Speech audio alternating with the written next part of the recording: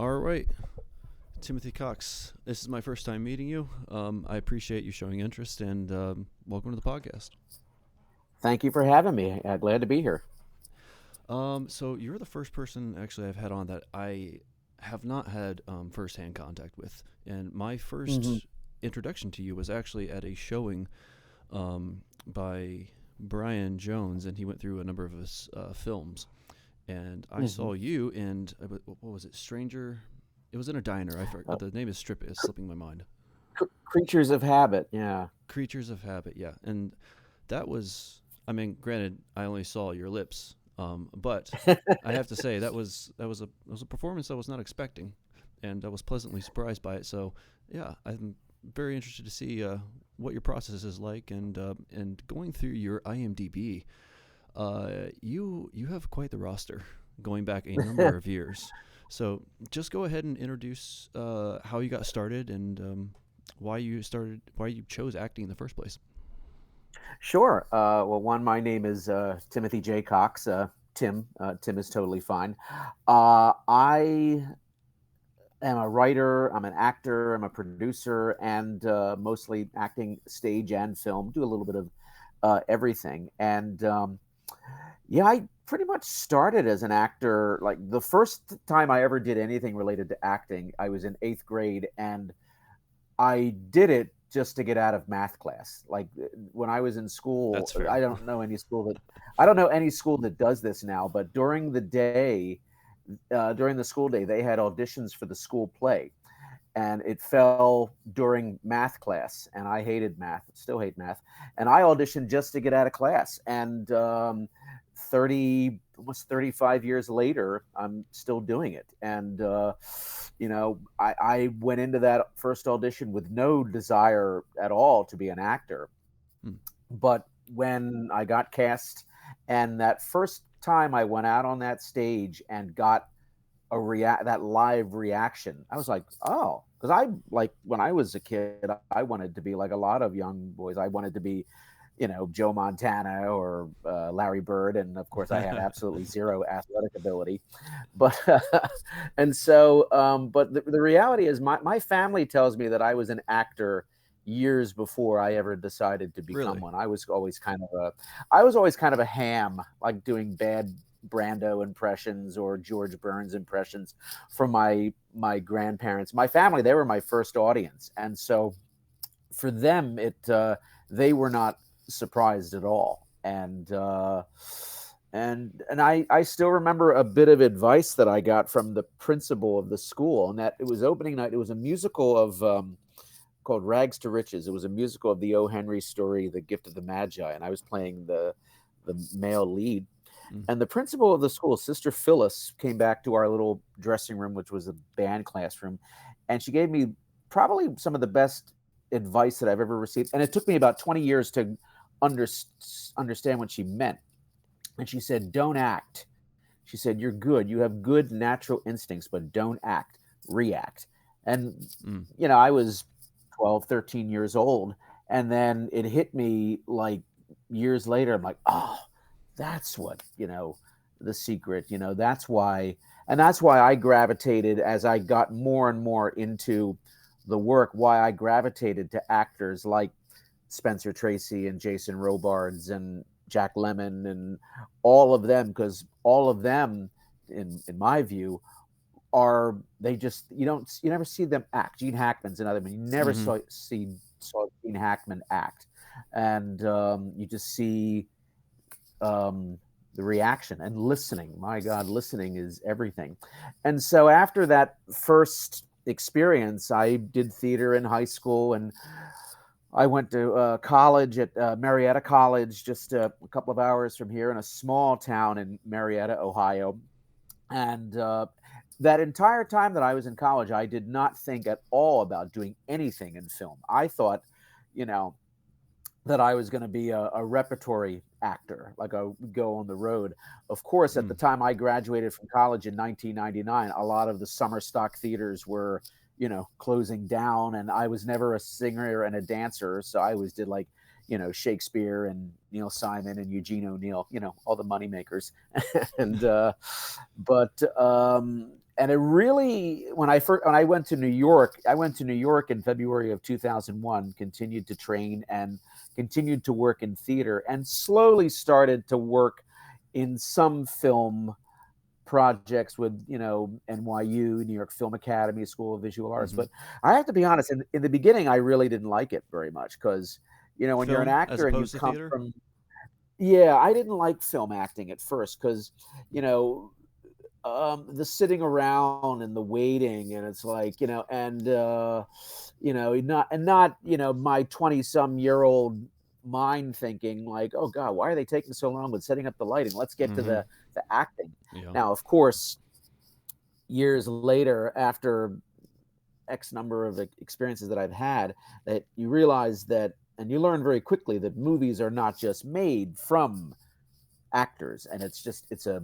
like the theater, it's an ensemble Yep. that really, everybody works together. And so, but mm, and I continued doing theater until around 2010.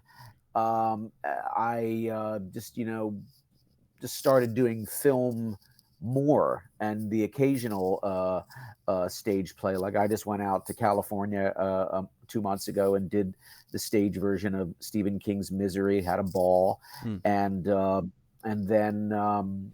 But mostly it's film stuff now. And now I'm here in Bellbrook, Ohio, close to Dayton, and we're about to celebrate our 5th anniversary in of living here, after, because we left when Nice. in New York, when the pandemic hit really bad, and my wife and young son, we just knew that New York was going to get hit badly. And I think also that, every once in a while you need a change. And since moving here, I've been very lucky to have worked with people like Brian and Tom Angeletti and Beth Metcalf and Patrick Hmm. Johnston and all the wonderful people that I love and admire and want to work with again as soon as possible. Hmm. So, yeah, Where are you from originally?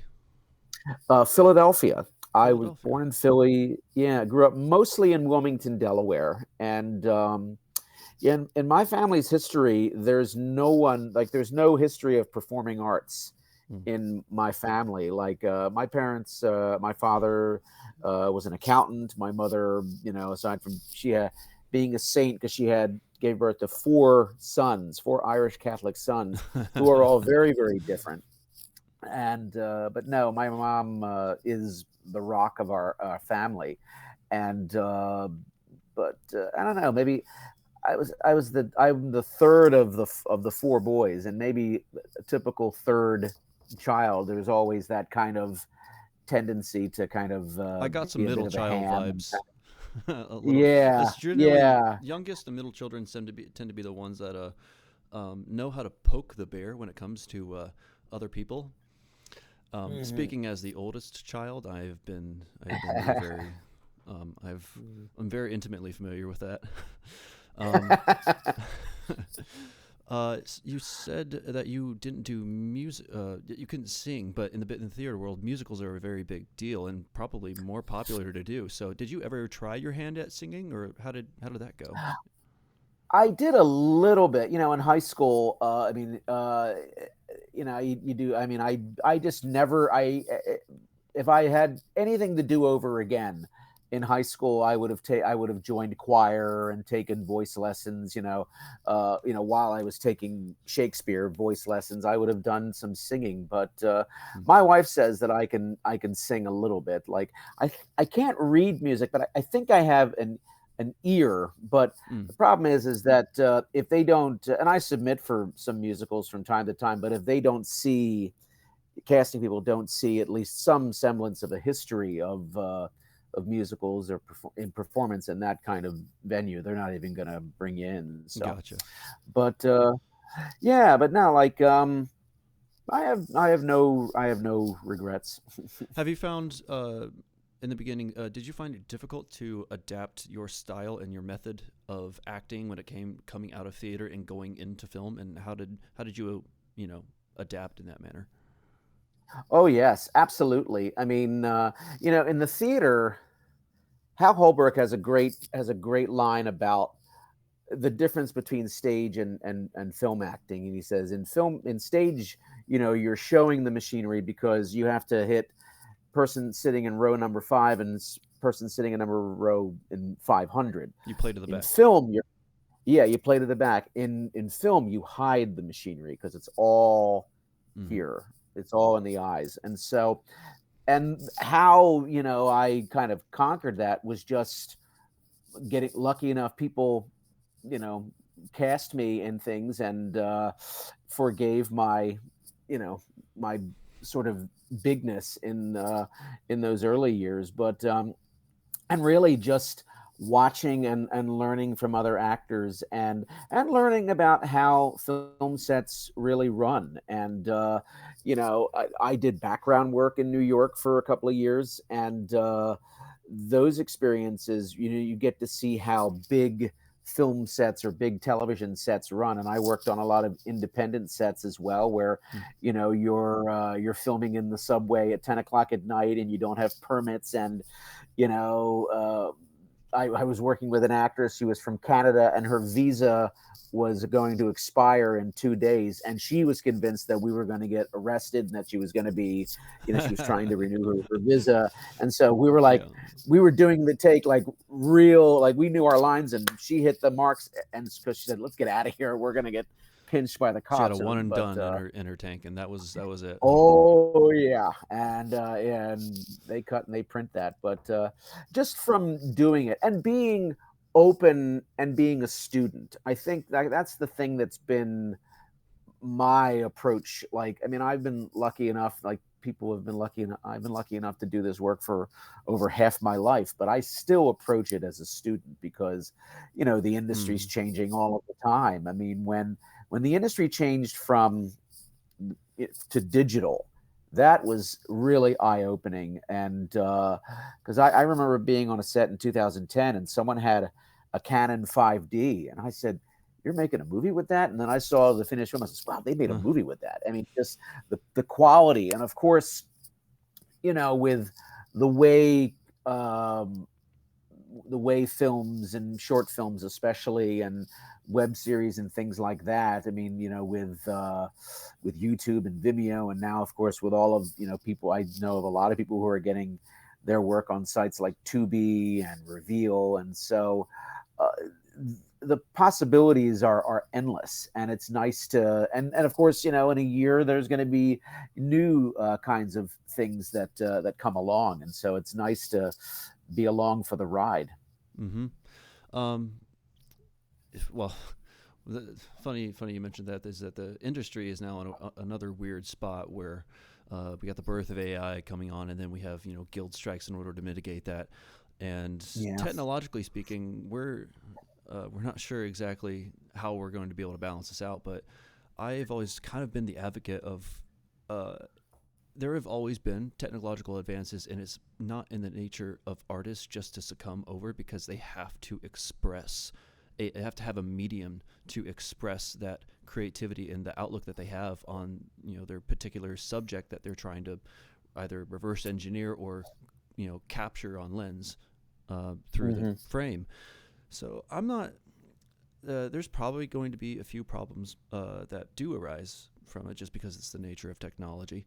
But my take on that, Yeah. and you can tell me your take on AI and the uprise of it, is that the I would liken here's an analogy. I would liken it to the difference between buying a handcrafted Amish product and then going into the store just to buy something utilitarian for a lot cheaper. They both serve the exact same purpose, but when the type of person that goes to buys that well-crafted piece of furniture, it's because there's a connection Hmm. through that they have with the artist in and of themselves. And so fundamentally speaking is that the types of films that I think ironically we're actually going to end up seeing a lot more on the big screen, because right now on the big screen there's just remakes, franchises, blockbusters, and that middle road of filmmaking that we saw sort of between the 2000s and the 10s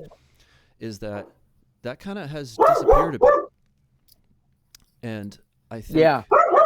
that is actually going to be that was where a lot of the good storytelling actually was for the majority of it, in my opinion. And now audiences, they're not going to the theaters nearly as much, but it's also what's in theaters that they're going for. And going back to the product of the analogy of the furniture, is that people want that connection to the artists themselves, and that's what they go in and they pay their money for. And you'll get a little bit with that That's AI, but yeah. the first fully made AI movie, which will inevitably happen, and it'll inevitably go up on the big screen. I'm betting you that's going to bomb. It will probably be very impressive, but emotionally, I don't see that the appeal is going to be there. You tell me your thoughts on that. I think that you're right on the money. I mean, the sad fact is that for every a movie like The Holdovers, which I thought was one of the best movies of last year, um, really only found its audience after Dwayne Joy Randolph won the Academy Award.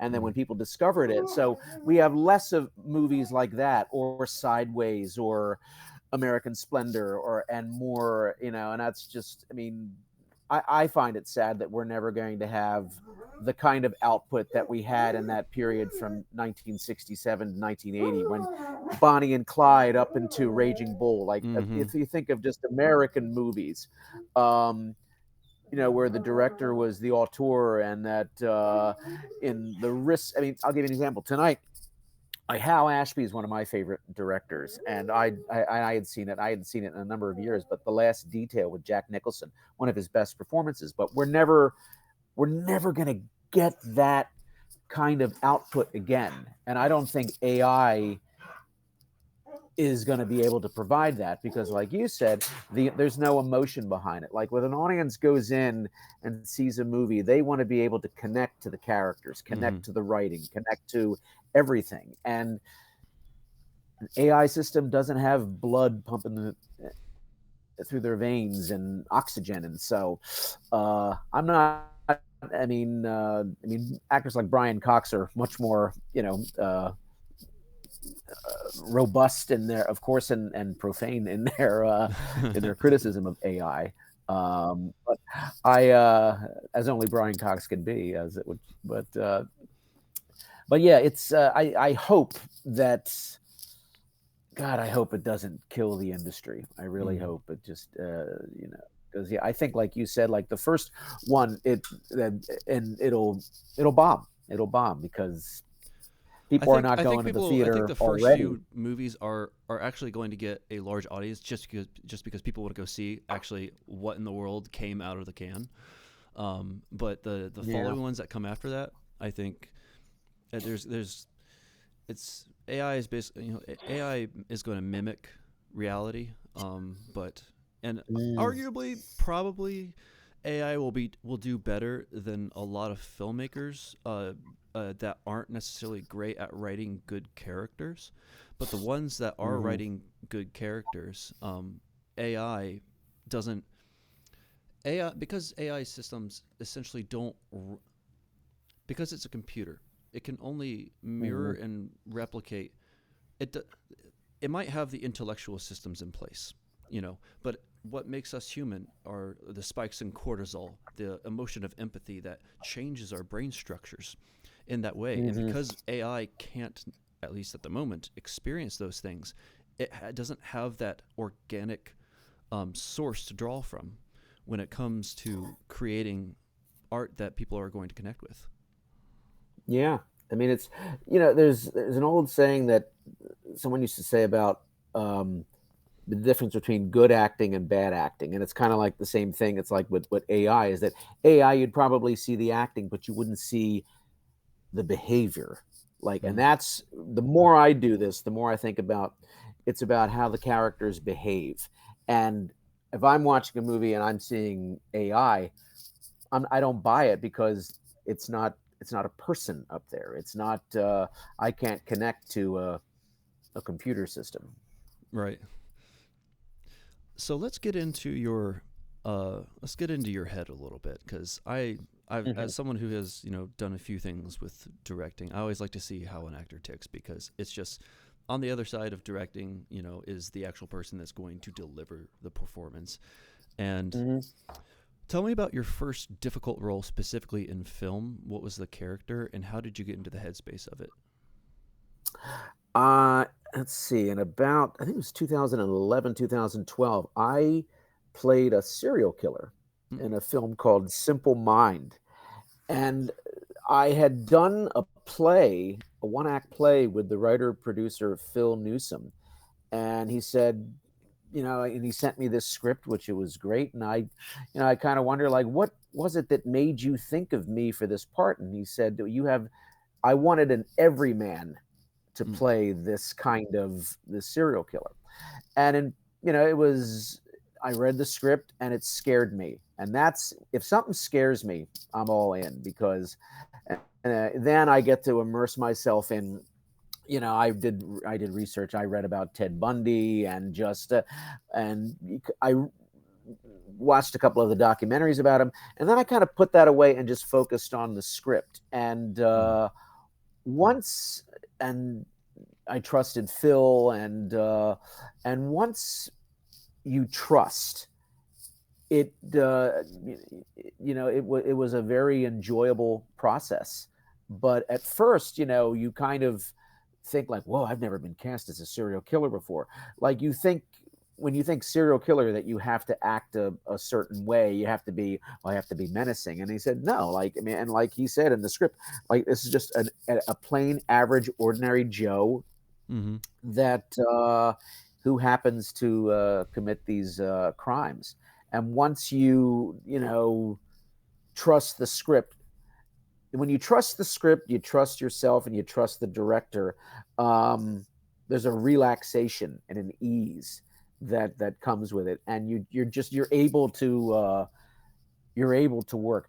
I am always a firm believer that the more prepared you are, the more relaxed you are, and when you're Mm-hmm. relaxed, you're open and available to anything. Like, if a director comes up and says, "Hey, I want to move this line to here," You're more fine. Like, malleable. yeah, exactly. Adaptable. And maybe that's my supporting actor mentality. Like, always, like, years of working in the theater, you always, if you're playing 4 or 5 different roles in a Shakespeare play, you're putting on many hats, Mm-hmm. false noses and things like that. And it was a challenging role, but you jump at it because, and in the same way that Brian's role, the role that in Creatures of Habit, that was challenging because, Brian had storyboarded, and I knew that I was only going to see, this Mm-hmm. frame of my mouth. And so the thing that I really focused on was, and it was so beautifully written.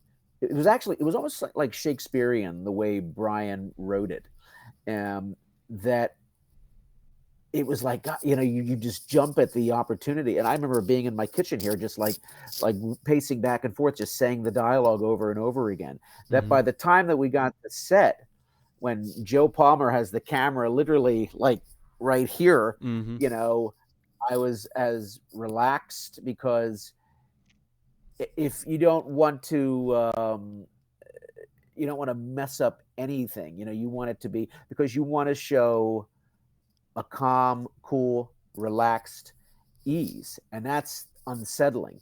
I don't think, when you play a serial killer like Anthony Hopkins in Silence of the Lambs, or Mm-hmm. Javier Bardem in No Country for Old Men, they're chilling not because of they scream and yell and they crazy. Is that because they're so polite?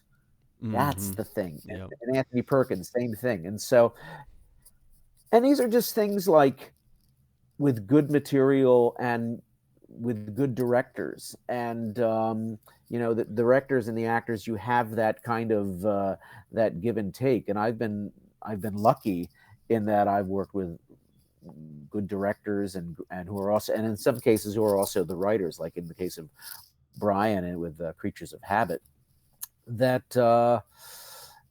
yeah, it's like, and the process is really the same for going through. You be as prepared as you can possibly be, and listen. And there's a relaxation where, that that comes with it. And it also helps in the case of Creatures of Habit that I worked with a marvelous actor in Theo White. That Mm-hmm. Theo and I, we rehearsed 2 or 3 times prior to shooting, which I think rehearsal. I love rehearsal because I know in film you don't usually have the luxury of that, but I'm all for it because I would you agree. know you yeah, well, you never really, if you don't get a chance to rehearse, I mean, it's fine, but I always want to bounce off the other actor because I am a firm believer that my performance comes from the other actor. Mm-hmm. And you could do it in your head or in the mirror 500 times, but you never really know how a scene is going to go until you're with that other actor because they might bring something that sends you in a different direction and which is exciting and fun. And then in the case of that film also, just the environment, the bar that we shot in, and Brian's right there, and like and Jessica and all the wonderful people, and like I don't know, it was just there was an excitement, and and from Simple Mind, which was in 2011, to uh, this Creatures of Habit, which we did this past year, there's still that level of excitement that no matter how many times I do it, I still have it. What is it about a serial killer that you think audiences just love to watch and enjoy? I think the I think like people are fascinated by the why, like what drove Mm. them to this, like Evan Peters. We were riveted by Evan Peters in the Dahmer, Ryan Murphy's The Dahmer series. And the thing about him is that he was very quiet. And the thing that was brilliant about that series is that they did not show any of the violence. You knew because, I mean, I grew up knowing that story and reading about it in the newspaper. You knew what was going to happen. But again, he was kind, he was polite, and your skin crawls more the fact that they don't show it. It's kind of like, to me, the most effective horror film is the original Texas Chainsaw Massacre because you really don't see the gore and all of that. It's Toby Hopper, the director, really setting it up in a way that you're on edge. Like the music, the camera, like something's gonna happen here in a minute. Like Mm-hmm. and like I'm gonna, and so serial killers, like people are fascinated by just the element of the silence, the surprise. I mean, it's why Psycho is still effective. After since 1960, all these years later, and Silence of the Lambs. Mm-hmm. But unfortunately, it was why Hannibal, in my opinion, Ridley Scott took the wrong direction with Hannibal. Really? Why do you think He that? turned it. It was much more violent. Like Silence of the Lambs was. It was not gory. Like it was more like Jonathan Demme. It was Silence of the Lambs. Excuse me. I think is more like like a mystery thriller, and it had moments of like violence, but it was not gory. Whereas Hannibal, I thought it was for the gore shock and all of that, and I mean, and it kind of and it takes me out. I mean, I am also, as I get older, I have a sensitivity to violence in movies. I think, I mean, I'm just not a fan of gore. I'm from the Hitchcock school where, the camera would cut away at the moment that the bad thing would happen. Or, with the shower scene in Psycho, it's Mm-hmm. like the cuts and the music and, the silhouette of behind the shower curtain. Like you don't need to see Janet Leigh physically get stabbed 37 times or whatever. Do you think audiences have Our become imagination. desensitized to just seeing uh, the most graphic version of something that's gory, and they're a little desensitized to it now? Or what do you think? I think so. I think so because I mean, violence now, not only in movies but in television, like a wonderful show like Sons of Anarchy was very violent. Mm. To like like, I mean, I'm a wimp also. So like I would sit there with the pillow. I said, someone's going to get their head blown off in a minute. And my wife makes fun Do of you me. do horror? But Do you do good horror movies, or do you get to shy away from them? I like Halloween, John Carpenter's Halloween. Mm. But and that's the difference too. Like John Carpenter, like it's it's just the right amount. Like you don't see like, I mean, nothing against Rob Zombie, but like his Halloween movies are are there. It's too much, I think. Like in my opinion, but uh, the movies they do well, horror films like they do amazingly well, and I did a horror film with Tom Angeletti like a year ago, and it was the first horror movie that I've ever like slasher film that I'd ever done, and it was fun. I had a good time, but like even watching the playback of like death scenes, I was like, oh my god. I mean, it was messy to clean up and reset and do it again, but like I don't know. Maybe I think if I just might be overly sensitive to violence, but We've like I also seen remember like every in the which way a '90s. person could possibly die too, in a very graphic way. Yeah. Oh yeah. Like I remember being in a bar in New York years ago, and it was Halloween, and they were playing one of the Hellraiser movies, and on a big screen. Hmm. And I'm up at the bar ordering a drink, and I turn to the left, and I just see like hooks or something like going into someone's skin. And I was like, I said, what the hell is this? Like, I said, oh, it's Hellraiser. So it's like, Mm-hmm. but I don't know. I don't know. Like, I mean, there's like to me, one of the scariest movies of the last decade was The Babadook. And The Babadook was not violent at all. It was a good old fashioned horror, like, bedtime story kind of thing. I think it was out of New Zealand, and it was fantastic.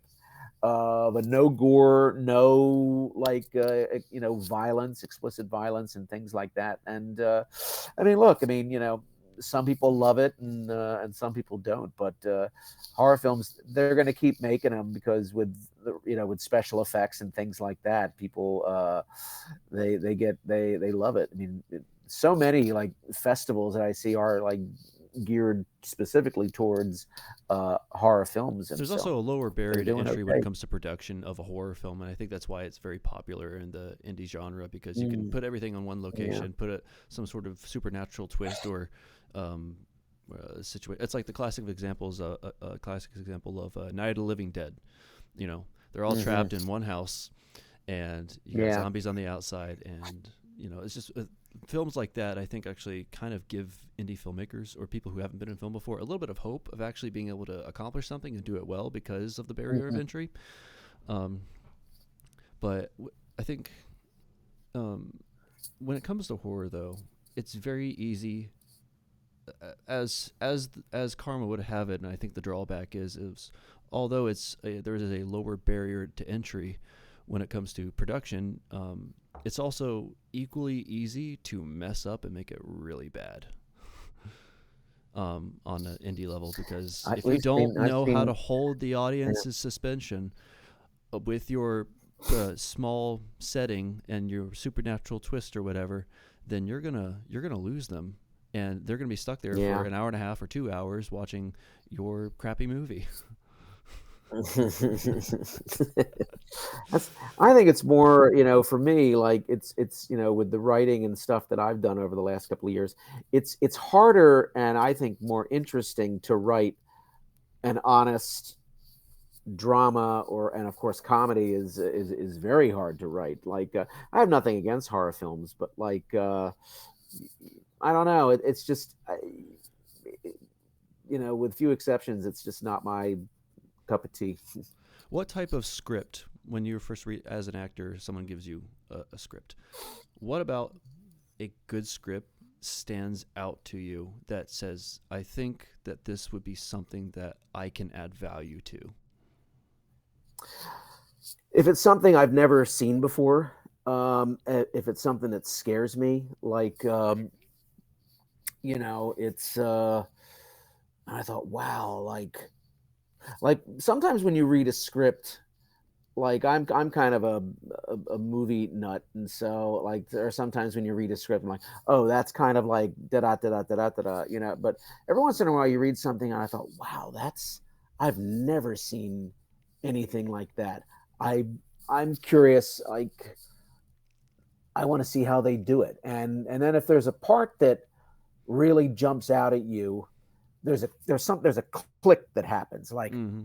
oh, I want to, oh, this guy, I know this guy, or I don't know this guy, or I really want to investigate and get in and crawl inside this person's skin. And but mostly it's if it's something that I haven't seen, and if it's something that scares me. That's like the older I get, and that's what it's really all about. Like, you know, you want to do things that challenge you, that challenge you artistically, emotionally, physically. You want to, and you know, sometimes it works, sometimes it doesn't. I did a movie about 5 or 6 years ago where the director, it was very much an homage to David Lynch, like Mm. especially Blue Velvet.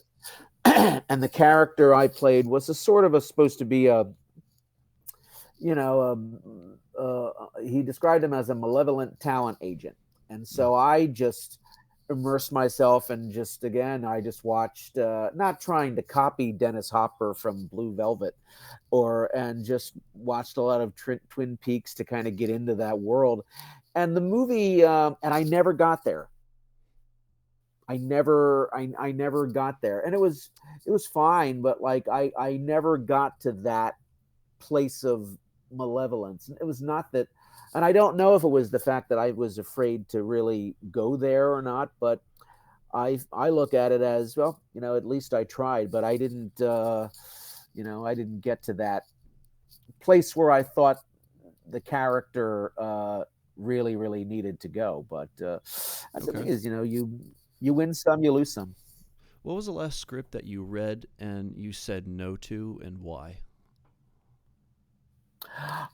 I I said it was a really really good script about, it was kind of like a Interesting. futuristic script, like it had a really good George Orwell, and I read it, and I read it not as an actor, just as a viewer. And the Mm. the writer director contacted me, and he said, "Would you be interested in playing this part?" I said, "I'm too old. I'm too old for this part. You got to find, someone like." And I said, Was "I it a think I'm physical I think role? I'm too old." Was there a lot of Not a physical? physical role. Okay. No, it was just a role where, and I went and I read it, like when the director and the writer, he had said that, read this again, and I read it, and it was a great part, but I just didn't. I read it like 3 or 4 times, and I was like, I just didn't click with it. But I said, this is a movie. This is a kind of movie that I would want to see, but unfortunately, I just didn't. I didn't see me in the part, Does that and happen a lot? sometimes, not as much recently. And I try not to say no, because I like, I like working, and everything's an experience. But sometimes you just don't feel that click with the role, or Mm. but it doesn't, like, but that one, and it's a shame. And the director was like, was very nice, and understanding. And I said, hey, I'm going to be, when it becomes available, please, I would love to see it. But Mm. I just didn't feel right for the part. And yeah, and that happens sometimes, like, and I don't even know if it's, again, you read something, and you either, and I read it like 4 or 5 times, and you either click with it or you don't, Was it a and you short film sit or a with it for a feature? little while. It was a short film, and Okay. I think they were filming it in Columbus, and good people, great people involved, people I would have loved to have worked with. And but yeah, I didn't think I was right for this particular part. Did And you see? Is it something that's still in pre-production, or did you see the final product? I have not seen the final product. I know that I think they're in post production now. I see. So Okay. they were able to find I'm sure wonderful actors, and from the production photos that I saw, and it looked like it went well. So wish them well with it. Mm-hmm. But it does happen from time to time. But and it's a shame when you have to. I find that if I ever have to say no to anything, it's usually because of scheduling, which not enough hours in the day, and Right. if they have this time frame where they have to to do it, and if I mean, I have a young son, and my wife, and all sorts of things. I mean, You still got a family you life and just everything you have to consider, and how long have you been away from yeah, them doing what you've yeah. already been doing, and yeah. Well, So, especially now around this time of year, with the holidays, oh, for sure, with Christmas, yeah, yeah, it's hard to do. Yeah. that's the one holiday you don't want to miss. It's Christmas. No, no, no. I get my butt whipped. Yeah. What was the last what was the last script that you said yes to but ended up regretting, and why? Oh wow. It was a couple of years ago. It was actually one of the first movies I did here in Ohio, and it was the script was good. The Okay. script was really, really good, but the directors, who were very, very nice, were not very experienced directors. They were good in another department, I see. but they were not effective as directors. And they had a kind of a set where it was not terribly organized, and Mm, that and we were filming in a location where we had like a hard out at like I mean, we ended up being on set, I think, for like 12 hours, and we had a hard out at the specific time. And because they did not have a shot list, or were not, organized, they ended up rushing a very, very pivotal scene mm, in the that'll do movie. it. That'll do it. So, that's, and nice people. But the movie, it just didn't come together in my view. Well, one, it's a very long movie. It's a 28-minute short film, which is long for a short film. Right. And How many pages was the script? Did it convert? What was the I think conversion like? I think it was like 12 or 13 pages, Oh and God. it was a lot of yeah, it was a That's lot the first of sign of inexperience is dragging out a 12-page script into 28 minutes. That's a hell of a yeah, conversion ratio. Even if it's a drama, yeah, that's a hell of a conversion. and that's the thing. It's like, it played better, like, and it was an interesting supporting part, and some good actors, and but again, I think, like, yeah, and the finished film, colleagues and a lot of stuff, that's like, there was a lot of fat on the movie. Mm, And but I don't know if I sort of regret it, because it just I mean, I never regret any, I guess, experience, but I regret that the movie did not turn out better, like that, sure, because you that don't it want needed something a to turn out strong. bad, even if it's not going to be the greatest thing. But like turning, it's a shame if like you saw a good script and then the ones who are going to execute it didn't pull through. It almost feels like a tragedy in some way, like a death in the family. Yeah, Hmm. yeah, and I think if they had a strong directorial hand, this is a film that could have easily been cut down to 14 or minutes, and it would have been effective. I mean, and like, there was just a lot of nice camera work and all of that, but you know, you have to. Hmm. It's kind of like the problem I have with Stephen King. He's got a 1,000-page book, and sometimes he'll spend the first 400 pages talking about, like, just get to the. You gotta get to the viewer. You got to engage He them gives sci-fi in the writers first. a run for their money.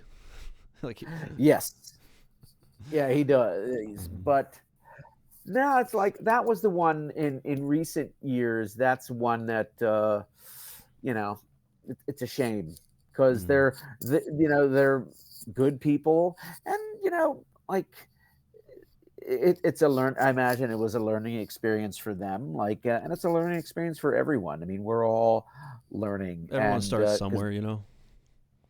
well, making a movie is hard. No matter if you're making a 5 minute, a 10 minute, or what have you, um, you always one of the nice things I like about working with Tom Angeletti, we've been working together for the last 2 years, is that Tom is always about 4 or 5 steps ahead. Like he anticipates that, Hmm. okay, in our production meetings, he said, so that we avoid dot dot dot, we're going to do this, and that's why the movies we've made about three or four movies, and we're about to do work on another one in February.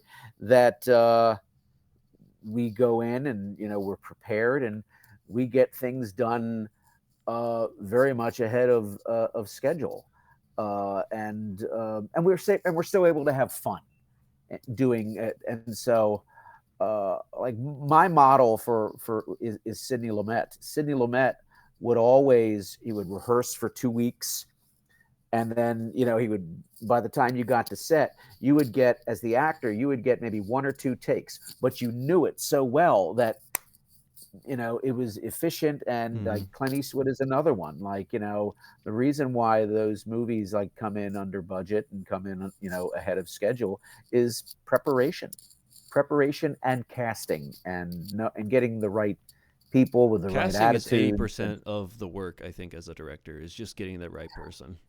yeah, I mean that's John Huston. I mean, 80% of it. And like and that's the thing about this Ohio community, is that you see a lot of director and actor and writer collaborations that like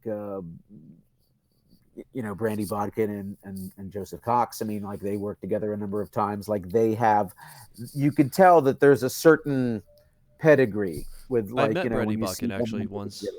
Mhm. She surprised me. This was a number of years ago actually, but my friend, his name's Henry Zaronka. He made a film called Analog Rainbow that she was in. Oh yeah, it's a Um, fantastic film. it was a great film. I was actually just Mhm. he just moved back home after moved back to Cincinnati, the Cincinnati area, after traveling the world with his wife for a number of years, doing some missions work and things like that. And Cool. I read a script from him that he had been working on, and it was one of those things. It was a short film, but it was tormenting his soul Mhm. for the longest period of time, and he was just making sure that he was getting it right. And I could see the same passion from when he wrote and showed for the first time Analog Rainbow to me, and I think he'll be able to pull this off. But as far as Brandy Botkin goes, she when I was watching her performance, she seemed way more experienced than what her age permit would give you the Mhm. impression. She has like that not elegance isn't the right word. Not saying she's not elegant, but Yeah. uh, the there's something Polish. about polish. There's a certain gravitas and a weight behind someone Yeah. who is good at what they do and they know it. And then when they bring it to Mhm. that role, it's a whole different category of magic that happens just to even be on set to watch. And when Mhm. you get that opportunity, because I haven't really done a lot of acting, but I can only imagine. Maybe you can tell me an experience about this. Is that type of high that you get from engaging in a very intense scene, and then the emotional reward that you get from that. I would imagine it's those scenes that makes you glad that you chose to be an actor. Do you have an experience Oh, like that? oh yeah. I mean, a movie that I did about 2 years ago, of a script that I wrote called After, and Mm. I worked with Beth Metcalf, who played my daughter in the film. And prior to filming, like I mean, Beth and I didn't know each other. We had rehearsed, leading up, but like we knew each other sort of in the way that you do know some people on social media. And I wrote, after seeing her in a couple of films, I wrote the part with her in mind.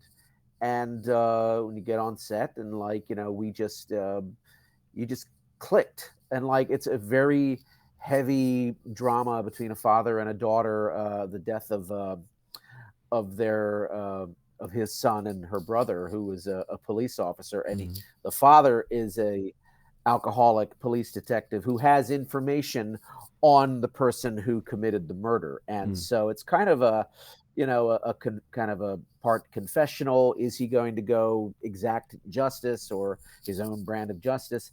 And working with Beth, it was, again, it was not, it was like my performance came from her, and it was like we just bounced off each other, like it was like playing good jazz. It was. And working with Patrick Johnston, who he gives you so much. We did a film called Hard Truths, mm, um, and we just had like this brief little exchange where I play a talent agent, and visiting a female client, and Patrick plays the husband of the female client, and mm, he's not a fan of me. He's not a fan of my character, mm. and Patrick's the nicest, sweetest guy, and we're good friends. But in this scene, like, Patrick's a big, strong He is, guy, yeah. and you just feel that presence coming towards you, and you just know something electric is going to happen, and it was did. And then, of course, afterwards, we're I said, you really What do you intense think there, are but those like, unconscious components that go into two actors having that synergy, and that comes from trust, obviously, from getting to slowly crack each other's methods open, and there's the what I find most fascinating is that unconscious nature that happens between the unspoken dialogue between actors. It seems to be the glue between their performances. Do you find that yeah. when people, and I'm sure you've maybe met a few characters like this, is that there's an actor, they're opposed from you, they've had some experience, but they're still figuring out their own process and their own methodologies, and they have a scene with you. And Hmm. in that scene, they're delivering a good performance, but they're not quite comfortable yet. How would you, as a more experienced person, be able to make them comfortable enough in that scene, or crack open the code that goes on behind their mind in order to actually get that synergy that you need, that the director needs for his scene?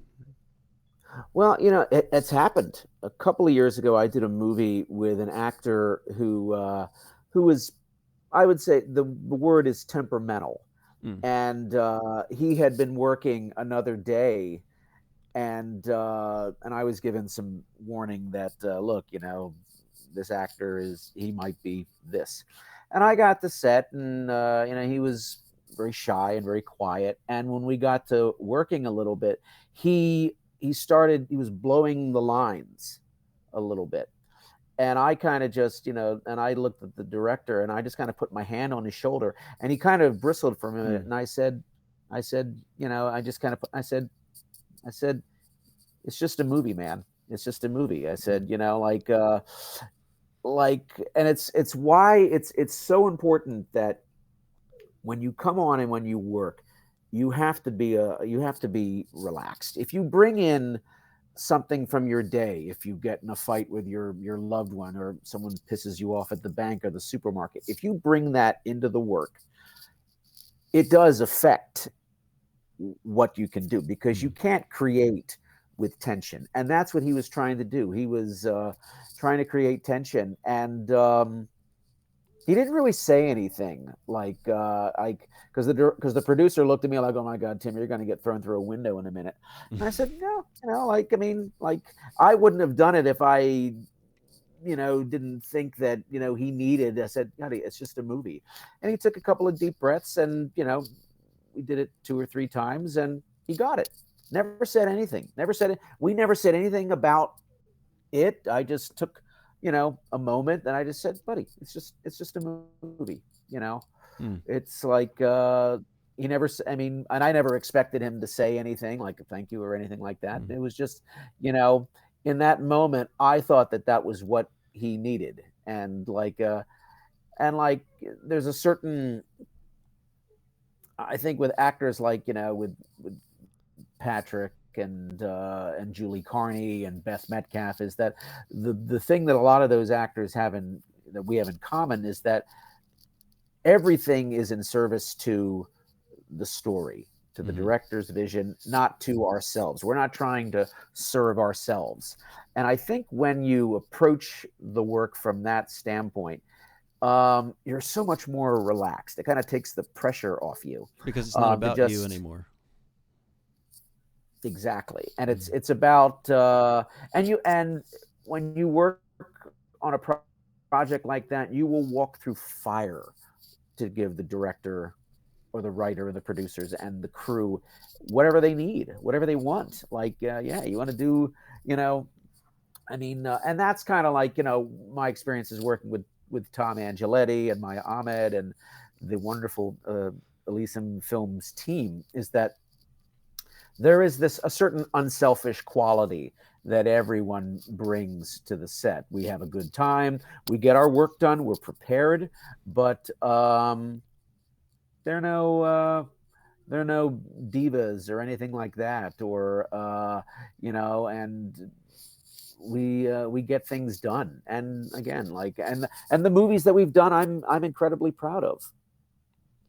Well, I mean, the it would be a shame if, like, as an actor, if you work so hard and you go on a lot of different projects and then you find, but this is actually kind of goes back to why I think the Ohio has some of the best film community, just from my experience. And I've talked to a lot of people who have, they've been to LA, they've been to New York, and done some work in Atlanta. And Ohio kind of has its small town sweet spot where we're just technologically capable enough to actually be able to do something good, but because we're in the middle of nowhere, other than these, Cincinnati and Columbus, we still have Hmm.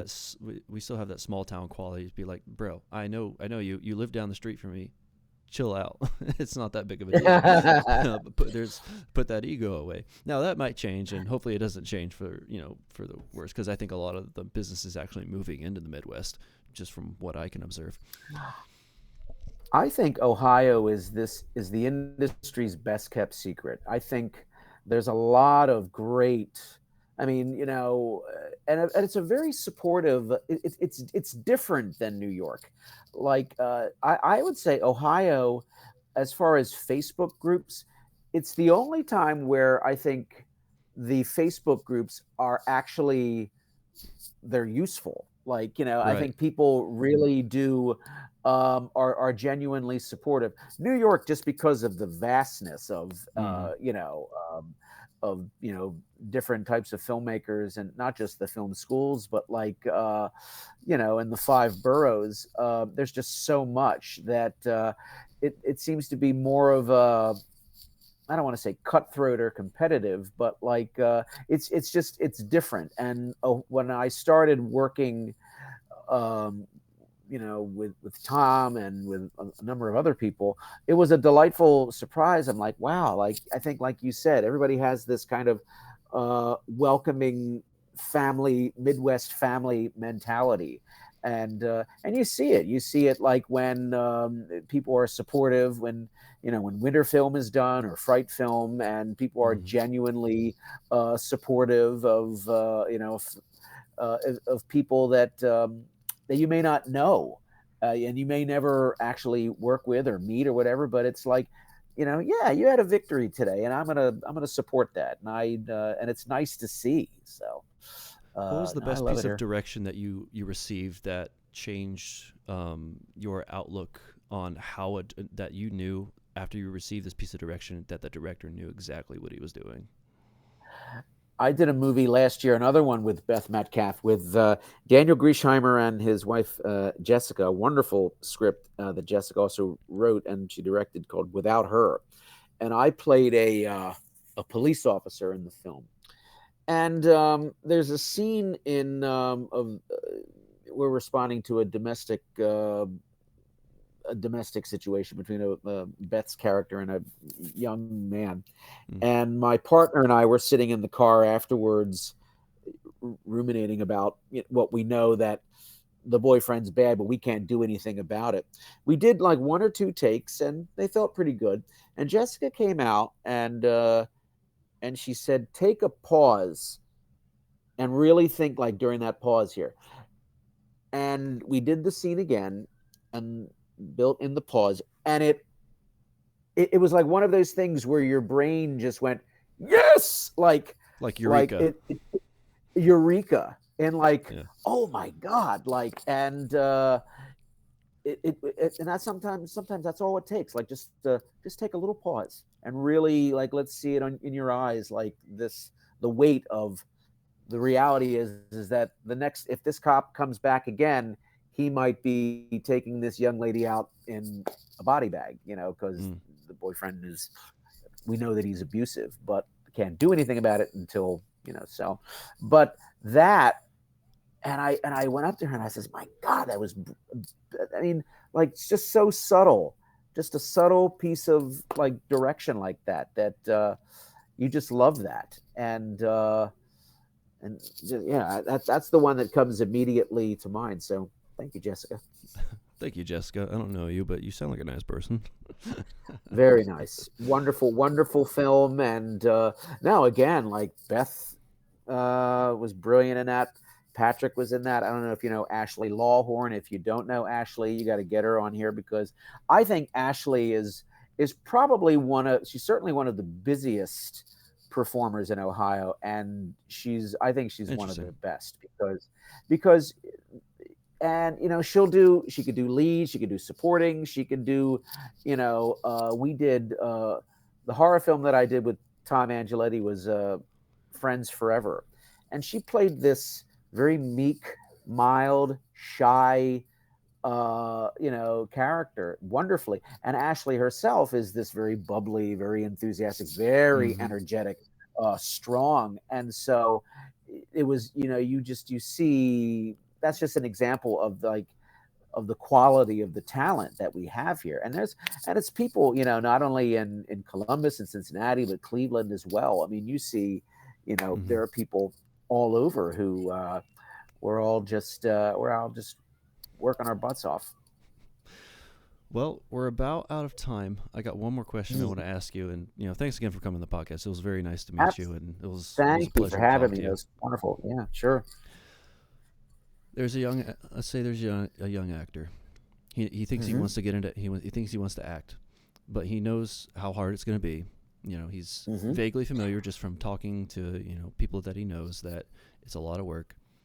What would you say to him that is the most rewarding thing about acting, of why it should be something that he should put his heart and soul into? It's a quote from Jack Lemmon. He said, "It's a noble profession because not only can you entertain, but you can enlighten Hmm. and you can illuminate, and that is just precious. Like if once, twice in your life, if you could play a part that has depth, you can go beyond a paycheck, you can go beyond fame or anything like that. You can you can you can educate, and you can not only yourself but the audience. And one thing I would say also is, do you want to be an actor or do you want to be a movie star? Mm. Because Yeah. one is something that, being a star is, it's an unrealistic goal. But an actor, like the one thing that my father has always said to me, the moment that I decided that this is what I wanted to do with my life, he said, be relentless. You have to be relentless. Mm. Even you're going to get the door slammed in your face 100 times before you hear yes once. You're going to be told that you're too short, you're too this, you have a weird last name, you're. I mean, when I was in my 20s and I said I was a character actor, agents would be like, "You're 25. You're too young to be a character actor," you know, or know where you fit.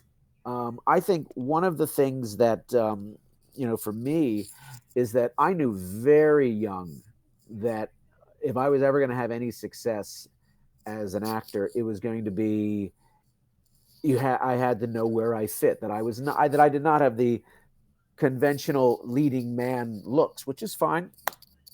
What I found is that when I started working, that the supporting roles were more interesting. Like I would love to play Interesting. the gravedigger, or Polonius in Hamlet. Let let let the handsome boys play, say, the 50,000 lines. I want to play the roles that, where there may not be as much on the page, where you, the actor, have to fill in the blanks and do a little investigating, and just, do you really love it? You have to love it, because but now know that being an actor is, it's more than just going for a paycheck, and it's more than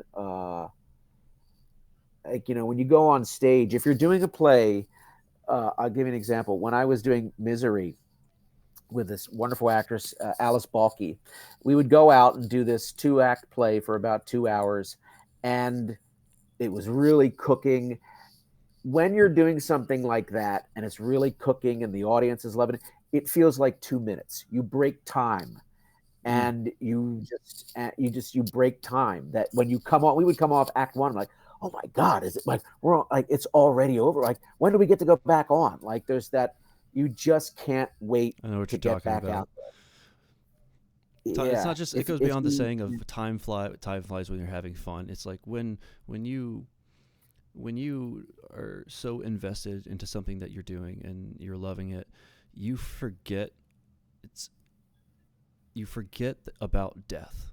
And that's when you feel the yeah. weight of your existence the most, is when you're so Mhm. it's out of body in that nature, I would say.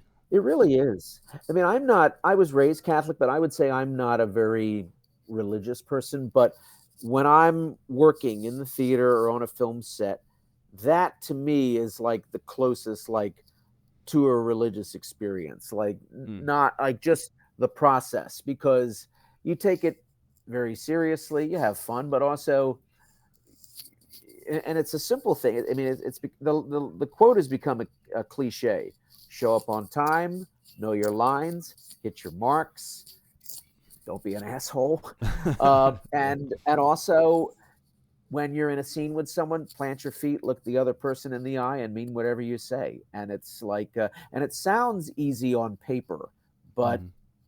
it's, you have to bring, you know, a vulnerability and an honesty to it, and a maturity, and again, be a student, because I mean, I learn as much from. I mean, Beth, I believe, is like 25 years old, and I learn from her, and just like watching her, and I learn from, from Patrick, and you learn from all of these wonderful people, of just like, oh wow, that's, you admire that. Attitude is everything too. So like, now I'm just, it's still fun. Well, that's beautiful. Tim, thanks for coming on. I deeply appreciate it, and it was great getting to know you. Thank you for having me. Talk to you soon. So, talk to you soon.